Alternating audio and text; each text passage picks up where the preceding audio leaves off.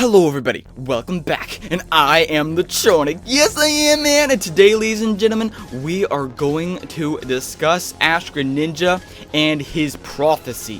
What he's supposed to accomplish, what is his destiny. Now, according to Olympia, and according to the walls of the ninja village, there is supposed to be some major thing to happen to Kalos, where either it's destruction or something major dramatic is going to happen. However, Ash-Greninja is supposed to be the key to stopping that. The key to saving Kalos. And so she tells Ash and Greninja this. She tells them and that they're gonna become this key to saving Kalos. The thing I have about Ash saving the world multiple times is that no one really remembers him saving the world. And he saved it so many times, and what I kind of really want to happen is that after he saves it this time, I want people to remember him for that. Because no one remembers, Ash from winning battles in the Pokemon League. He's not a big deal. I mean, you're not really anything unless you actually win the Pokemon League. I mean, there's the Elite Four, there's a Champions League. You're not really anything. You're not a powerful trainer. You're not crap unless you at least win the Pokemon League. So based on that alone, Ash needs to get recognition. If he's not going to win the Pokemon League, he should at least get recognition in the fact that he's saving the world. And apparently, he has the most powerful Pokemon, according to the lore and the destiny and the foreseeingness of Olympia's vision. Ash-Greninja is supposed to become the most powerful Pokemon to exist. And in that sense, to be able to save the world against anything. And with the upcoming episodes, we have this next episode coming up in a couple days, the battle against Diantha. So Diantha actually knows about this. She knows about Ash-Greninja and how Ash is supposed to save Kalos. And so she meets up with him and they have a battle. And Ash's Greninja, this is kind of like the big thing, is that according to the description, Gardevoir has a hard time against Ash-Greninja. Yes, the champion's main arc Pokemon is having a hard time fighting against Ash-Greninja. And so that shows a lot how much powerful Greninja is becoming and how powerful it will be. Especially because Greninja really didn't reach its final stages yet. But it's actually progressing according to this episode, that it's developing even further in how powerful it's becoming.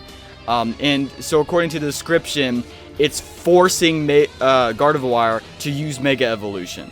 So Gardevoir is losing to Greninja at this point, and so it's forced, quote, forced to use Mega Evolution to win.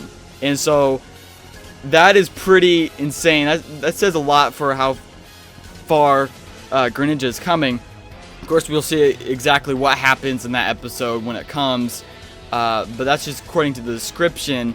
And, of course, Team Rocket's probably going to interrupt the battle before it finally ends. But from what we've seen from the past, Greninja is getting more and more equipped with this Synchro evolution.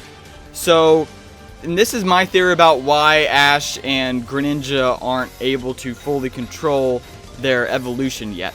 And this is kind of my theory. I'm going to state it. Alright, so if we look at the first battle with Mega Charizard and Ash-Greninja, Ash-Greninja lost. He fainted. He was wiped out. And so Ash then just kind of fell on his behind and also kind of looked fainted. So nothing too bad happened there. But the reason why Ash completely wiped out in the second battle is that I believe that the battle of the second one was too prolonged and that Ash-Greninja was actually winning. Ash-Greninja drove Charizard back into the ground the second time and was able to fight back really, really well. But I think what happened is that Ash, somewhat in the battle, lost sync with Greninja in the middle of the battle.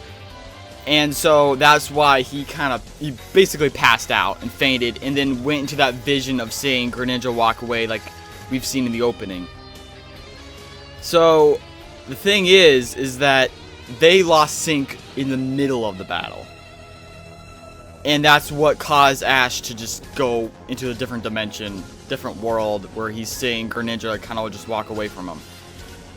And so, but the previous battle, obviously, Greninja lost. Ash just kind of fell on his behind, because they didn't lose sync. They were defeated. They just lost. But the next battle, they lost sync in the middle of the battle.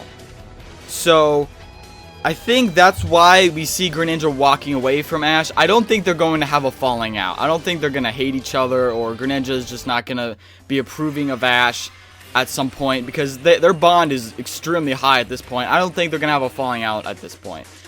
I think the reason why Greninja was walking away in Ash's vision is because he was walking away in terms of, like, their sync was not together anymore. They were moving away from each other. And I think that's what he was seeing with Greninja, is that Greninja, he became Ash in a sense.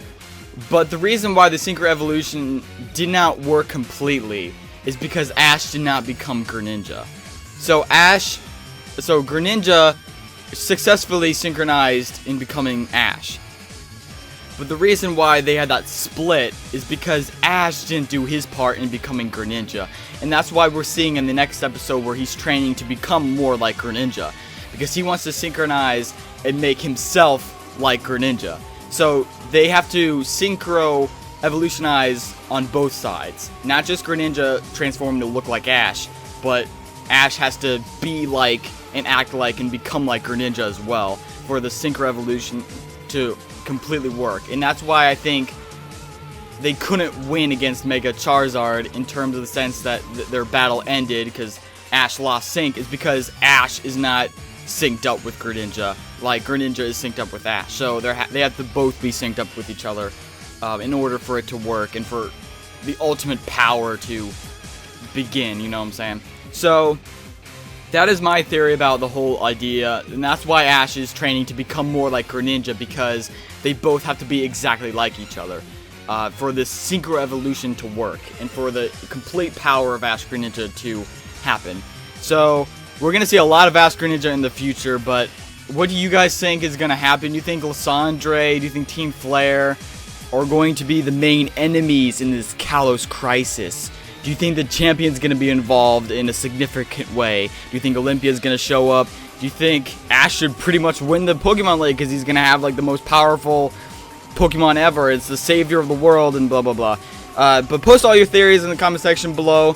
Apparently Ash and Ash-Greninja will be a big deal. I really want Ash to be remembered in the future, whether it's the next region or just to the end of his timeline or end of his story for Pokemon.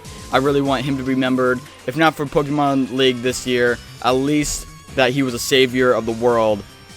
I want people to remember him for that. I love you all, and peace out! Thank you very much!